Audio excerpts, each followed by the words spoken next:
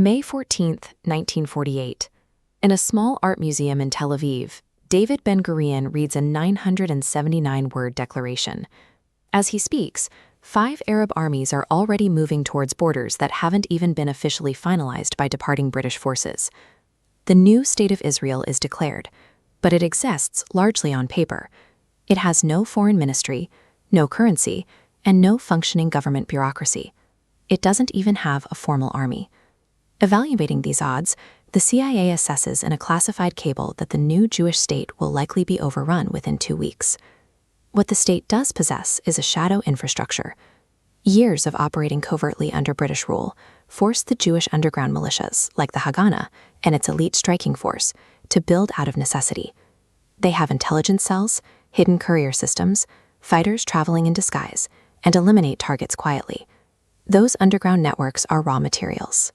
To protect a country facing attacks from Egypt, Jordan, Syria, Iraq, and Lebanon simultaneously, those fragmented militia cells have to be forged into a cohesive, institutionalized state apparatus. The man chosen to organize this effort is Reuven Shaloa. He is an unassuming, soft-spoken Jerusalemite who looks like a librarian, yet he approaches information as a lethal weapon. He believes that effective intelligence requires the patience to think exactly like one's enemy.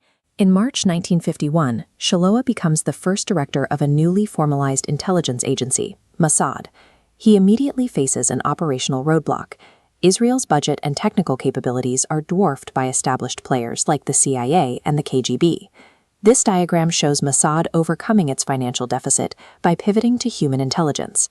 The strategy relies on infiltrating borders and running close proximity operations. Shaloa recruits officers with ambiguous ethnic appearances, allowing them to sit in a Cairo cafe and pass as locals. Mossad operates with an offensive posture. Weaponizing these invisible networks, the agency neutralizes threats from inside target countries before they ever reach Israel's borders.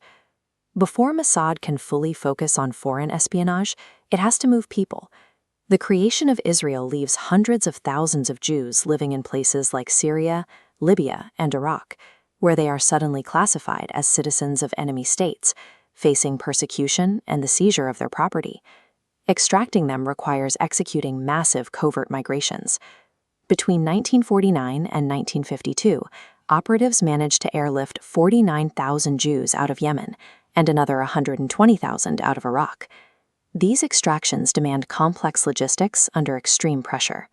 Agents set up dummy aviation companies registered in Panama, forge thousands of transit documents, establish safe houses across multiple countries, and systematically bribe foreign officials. These rescue missions double as an intense operational crucible.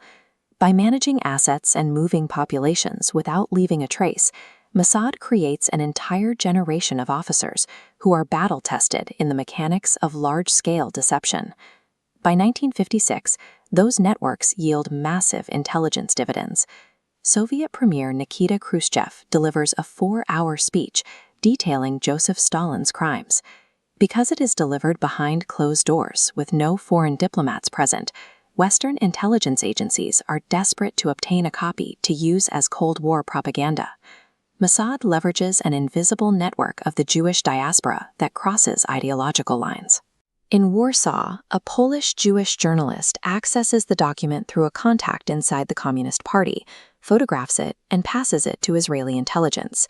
But the agency is still learning, and hubris leads to catastrophe.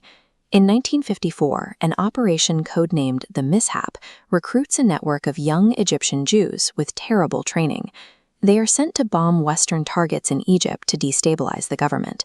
The operation collapses when an incendiary device accidentally ignites on a Cairo street, exposing a member of the cell. Under interrogation, the entire network unravels.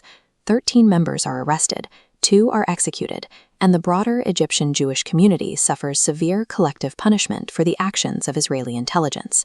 The failure forces a harsh internal reckoning. Mossad begins internalizing the cost of using poorly trained assets, realizing that survival in hostile territory requires meticulous cover and documented political authorization. The man who enforces this new discipline is Isser Harel. He replaces Shiloah's quiet approach with intense, concentrated power. holding the unique position of simultaneously directing both Mossad and Israel's internal security service, Shin Bet. Harel's worldview is forged by the trauma of the Holocaust. To him, there are no abstract threats and no diplomatic solutions. He runs the agency on the conviction that any operational failure directly risks the survival of the Jewish people. This map reflects his doctrine in action. Harel establishes Kadon, meaning the bayonet, an operational unit dedicated to targeted assassination. Mossad adopts the stance that it has the absolute right to pursue and kill its enemies across any sovereign border, ignoring international law or allied objections. Under this aggressive leadership, Mossad transitions away from defensive intelligence gathering. It matures into a lethal, proactive shadow state, willing to shape global events on its own terms. By the spring of 1960, that reach extends globally. On a quiet street in Buenos Aires, Argentina, daily life moves without interruption. A balding man going by the name Ricardo Clement steps off a bus and walks towards his home. He is entirely oblivious to the operatives watching his every movement. Back in Tel Aviv, Isser Harel is matching Clement's face to an SS file. Ricardo Clement is a cover identity. The man walking down the street in Argentina is the architect of the Holocaust, Adolf Eichmann. A state born just 12 years earlier without a currency or an army has built an apparatus capable of crossing oceans, bypassing foreign governments, and pulling its greatest monster out of the shadows. On the evening of May 11, 1960, a man named Ricardo Clement stepped off a bus in a Buenos Aires suburb. A car pulled up. Two men got out. He tried to shout, but the sound was cut off as he was shoved into the vehicle and driven to a safe house. For 9 days, he was held in total secrecy. Inside that safe house, Mossad interrogators broke him down. When told that denial was pointless, the man voluntarily offered his birth date, his service history, and his SS number. Ricardo Clement was Adolf Eichmann, the architect who organized the logistics of the final solution. The extraction was a massive logistical violation of international law. Mossad agents heavily sedated Eichmann, dressed him in the uniform of an El Al flight crew, and walked him through the Ezeiza airport, supporting him by the arms as if he were a colleague who had too much to drink. 15 hours later, they landed in Tel Aviv. Many in the Israeli government wanted Eichmann assassinated on the street in Argentina. Mossad director Isser Harel refused. He demanded Eichmann face the public in Jerusalem, in a glass booth, so the bureaucratic efficiency of the Holocaust could be described on the record. He recognized that a trial was a powerful intelligence operation against historical amnesia. Eichmann was convicted and hanged, resulting in the only civil execution in Israel's history. The operation proved that Israel possessed the capability to reach across the globe, extract a target from a neutral nation, and execute historical justice on their own terms. By June 1967, Arab armies had massed on Israel's borders. In response, at 7:45 a.m., 183 Israeli aircraft took off in complete radio silence, flying low over the Mediterranean to evade radar detection. In less than 2 hours, they destroyed the Egyptian Air Force entirely on the ground. Within 132 hours, the war was over. Israel controlled the Sinai Peninsula, the Gaza Strip, the West Bank, East Jerusalem, and the Golan Heights. They tripled the size of their territory overnight. This preemptive strike relied on a precise picture of Arab patrol schedules and airfield locations, anchored by a deep cover spy inside the Egyptian High Command, whose reporting dictated the exact timing of the air raids. The intelligence architecture behind this victory relied heavily on an extraordinary intelligence-sharing relationship with the CIA under James Angleton. The trust and data flowing between the two agencies gave Israeli military planners an extraordinarily clear map of their adversaries' capabilities. The total immediate victory in the Six-Day War cemented a dangerous internal belief within Israeli intelligence. They had mapped the entire region, predicted the movements of their enemies, and struck with absolute impunity. They believed they were an omniscient, invincible shield. At 4:30 a.m. on September 5, 1972, 8 members of the Palestinian terror group Black September scaled the fence of the Olympic Village. They took 11 Israeli athletes and coaches hostage. following a disastrously executed West German rescue attempt televised to the world. All 9 remaining hostages were killed. The Israeli government watched the massacre unfold in shock and fury. Prime Minister Golda Meir, Defense Minister Moshe Dayan, and Mossad directors V. Zamir convened immediately. They established Operation Wrath of God. The rules of engagement were entirely rewritten. There would be no arrests, no glass booths, and no trials. They assembled specialized hit teams known as Kidan, tasked with hunting down the 11 Black September leaders and killing them by whatever means necessary. The directive mutated Mossad's identity. They abandoned their role as purely intelligence gatherers and defense analysts, transitioning into a highly lethal, borderless squad of international avengers. This map traces the lethal efficiency of the campaign over the following months. In Rome, a PLO representative was shot 12 times in his lobby. In Paris, a target answered his telephone, triggering a remote explosive concealed inside the receiver. In Cyprus, a bomb detonated beneath a hotel mattress. But the clinical precision broke in July 1973. A Mossad team tracked a man they believed was Ali Hassan Salameh, the Black September operations chief, known as the Red Prince, to the quiet Norwegian town of Lillehammer. They executed the target, only to discover they had killed an innocent Moroccan waiter who happened to look like him. Norwegian police arrested 2 Mossad officers, who were subsequently tried and convicted. For the first time, Israel's covert assassination program was dragged into the public light, forcing an immediate, humiliating pause on their operations. It took 6 years to correct the failure. A deep cover agent named Erica Chambers spent months mapping the real Ali Hassan Salameh's movements through the dense, chaotic traffic of Beirut. In 1979, she triggered a remote car bomb on his regular morning route, killing Salameh and 4 bodyguards. Mossad had successfully reached the top name on their list. But the Lillehammer disaster revealed a crucial vulnerability. Their institutional arrogance was beginning to outpace their discipline. They had become so accustomed to success that they failed to verify their own assumptions. That same arrogance set the stage for a far greater tragedy. On October 6, 1973, Yom Kippur, the holiest day of the Jewish calendar, Egypt and Syria launched a massive simultaneous surprise attack on Israeli positions in the Sinai and the Golan Heights. The Egyptian crossing of the Suez Canal was executed with stunning precision. Israeli positions were rapidly overwhelmed. In the first 72 hours of the war, casualties mounted at an existential rate, sparking panic across the military command and requiring emergency American supply operations just to hold the line. The baffling paradox of the Yom Kippur War is that Mossad already possessed the intelligence to stop it. They had observed Egyptian military movements, they had the signals intelligence, they even received a direct warning the night before the attack from Ashraf Marwan, the Egyptian president's own son-in-law and one of Mossad's highest-placed assets. A catastrophic failure of institutional culture caused the disaster, blinding the agency to the very intelligence it had collected. This diagram illustrates exactly how that breakdown happened. Analysts had developed a rigid bias known internally as the conception. They falsely assumed Egypt would never attack until it acquired specific advanced weapon systems. As a result, every piece of raw intelligence that contradicted this belief was filtered out, explained away, and diverted to a discarded pile. The trauma of 1973 forced a brutal internal reckoning. Military intelligence created a permanent devil's advocate role. This officer's singular job is to construct the strongest possible case for the exact opposite of the prevailing consensus, ensuring contradictory evidence smashes through the filter before it reaches leadership. They institutionalized a principle called makshava akuva, negative thinking.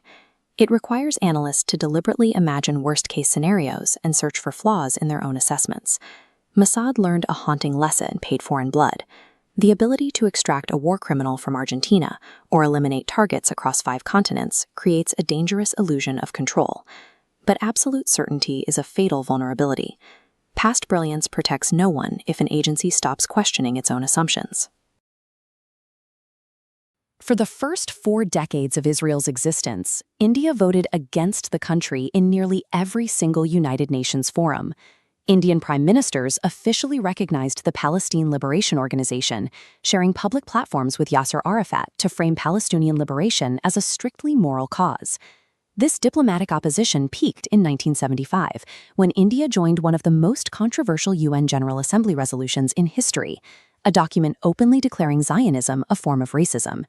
Yet, away from the diplomatic microphones, both nations operated under identical threat perceptions. Both were isolated democracies surrounded by hostile authoritarian neighbors, and both struggled against daily state-sponsored terrorism and irregular warfare. India needed to perform this diplomatic theater to maintain vital relations with its large Muslim population and the broader Arab world.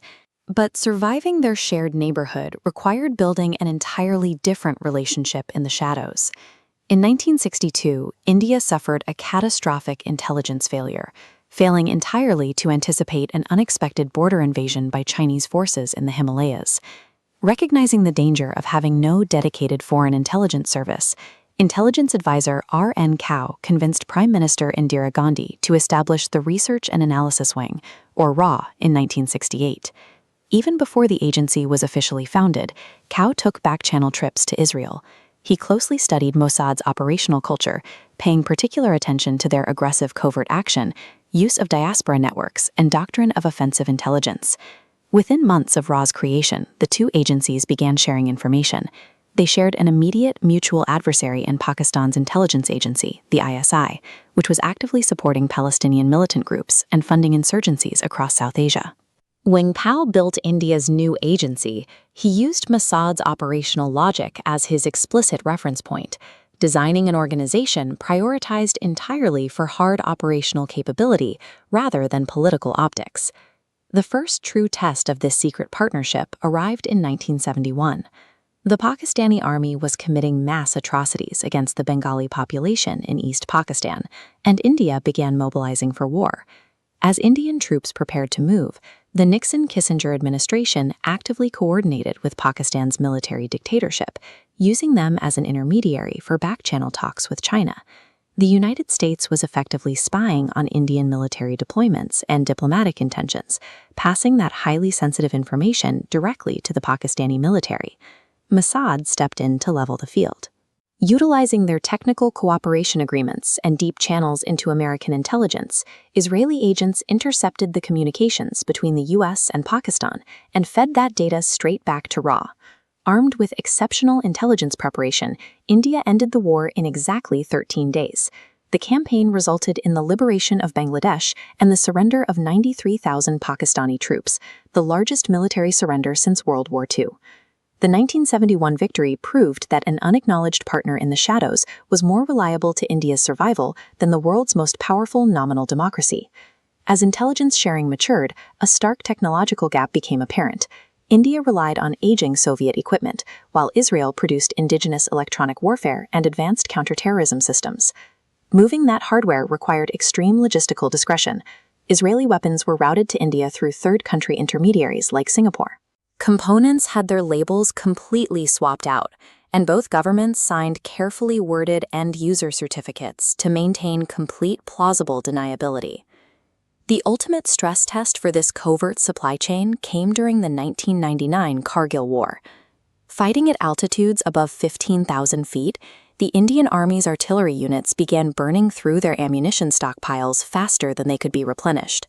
Israel initiated an immediate emergency resupply of artillery shells and military material through direct government-to-government channels. The deliveries kept the Indian campaign alive, though India publicly acknowledged none of it at the time. The most carefully protected secret between the two nations involved their nuclear ambitions. Both RAW and Mossad pooled their resources to track the AQ-Khan network, a Pakistani smuggling operation selling nuclear weapons technology to states hostile to both India and Israel. By sharing data on supplier networks and monitoring bodies, they shielded each other from international pressure. The relationship provided the exact physical and technological tools both nations needed to survive as undeclared nuclear states. The geopolitical landscape shifted on January 29, 1992. Following the collapse of the Soviet Union and the end of the Cold War, Indian Prime Minister Narasimha Rao formally established full diplomatic relations with Israel. The timing aligned with a pressing economic reality. The secret defense trade had grown to exceed $3 billion annually. Hiding a transaction ledger that large was becoming operationally inefficient. Yet the most sensitive operations remained strictly out of public view. In 2008, Pakistani Lashkar-e-Taiba operatives killed 166 people during a highly sophisticated 4-day assault on Mumbai. While the attack was unfolding, Israeli forensic intelligence teams arrived covertly on the ground. They mapped the terror network's financing, tracked its handlers, and filled critical blind spots in Ra's own collection network. Radar systems and electronic warfare platforms could now be celebrated openly with public defense contracts. But the true utility of the alliance continued to be the quiet, lethal exchange of counterterrorism expertise. This synthesis of hardware and intelligence is most evident in border surveillance. Israel began supplying India with Heron and Searcher UAVs in the late 1990s, giving Indian forces continuous observation over contested areas like the Line of Control in Kashmir. The partnership involved the direct transfer of Mossad's operational doctrines, developed during intense conflicts in Gaza and Lebanon. They taught Indian operators how to manage uncrewed systems within dense electronic warfare environments and how to process real-time surveillance imagery at high operational tempos. India's modern capacity to surveil its borders is a product of this long-term collaboration. The Indian military's operational DNA carries the permanent imprint of 5 decades of unacknowledged Israeli intelligence architecture. By the late 1990s, Israeli intelligence realized Iran was building a massive underground enrichment facility at Natanz. At the same time, Iran was rapidly advancing a ballistic missile program capable of striking Israeli territory directly. Israel faced a trap. An airstrike meant flying over hostile airspace to bomb deeply buried facilities, almost guaranteeing a regional war. Diplomacy and international inspections, on the other hand, were slow and easily evaded. They needed a third option, a way to reach inside impenetrable fortresses and degrade the nuclear threat without dropping a single bomb. The solution came from a joint American and Israeli intelligence project. Mossad teamed up with Unit 8200, Israel's elite cyber warfare division, to build a piece of code capable of causing physical destruction. Their target was highly specific: the Siemens industrial computers managing Iran's delicate IR-1 centrifuges. The code forced the centrifuges to spin at damaging speeds, tearing themselves apart, while feeding fake, normal data to the control room. But Natanz was air-gapped, entirely disconnected from the internet. The code had to be walked in through the front door. Mossad identified contractors in the global supply chain who had legitimate access to the facility. They compromised these targets. This ensured the code was carried inside on simple USB drives and plugged directly into the facility's network. Approximately 1,000 centrifuges were destroyed in total silence. A small nation with elite technical intelligence had figured out how to reach out and crush an industrial target thousands of miles away. While Stuxnet operated in silence, another campaign played out loudly in the morning traffic of Tehran. Between 2010 and 2012, motorcycle teams began weaving through crowded streets, slapping magnetic bombs onto the doors of moving cars. They detonated and vanished. No attacker was ever caught. The targets were highly specialized experts. Men like Mohammadi, Shahriari, Razaini Najad, and Ahmadi Roshan. This was a systematic effort to eliminate the human expertise driving Iran's nuclear development. Critics argued that killing civilian scientists crossed a severe legal line, but Israel's operational logic was blunt. The men designing weapons meant to threaten their existence were valid military targets. In this type of warfare, the human minds engineering the threat are treated exactly like the missile silos meant to launch it. That same aggressive philosophy drove an operation in January 2018. A Mossad team infiltrated the Shorabat district of Tehran, targeting what looked like a standard commercial warehouse.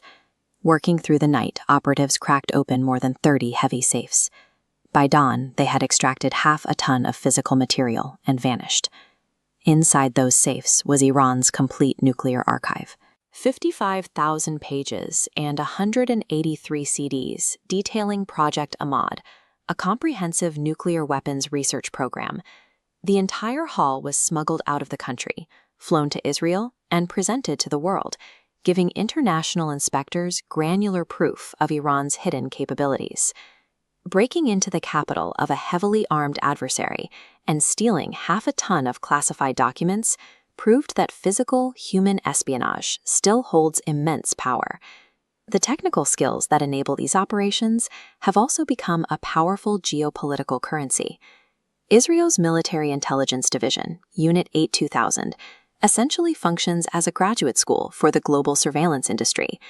Veterans of that unit went on to build commercial tools like Pegasus, a piece of software capable of turning any smartphone into an invisible listening device, extracting everything from location data to encrypted messages. This mastery of technical intelligence represents a new layer in the relationship between Israel and India. What began as a quiet Cold War partnership has matured into a public alliance defined by heavy defense contracts and shared security goals. Following the 2008 Mumbai attacks, India's Foreign Intelligence Agency, RAW, began working closely with Mossad to track militant financing, adopting Israeli methods developed over decades of fighting militant networks. Even when tools like Pegasus cause public controversy, the strategic bonds between these nations hold firm. They require offensive, proactive intelligence to counter threats on their own borders.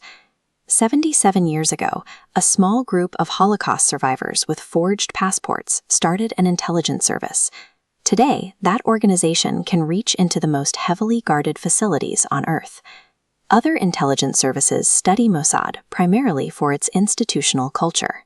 It is an organization that prioritizes operational ambition and the survival of the state above the restrictions of international law.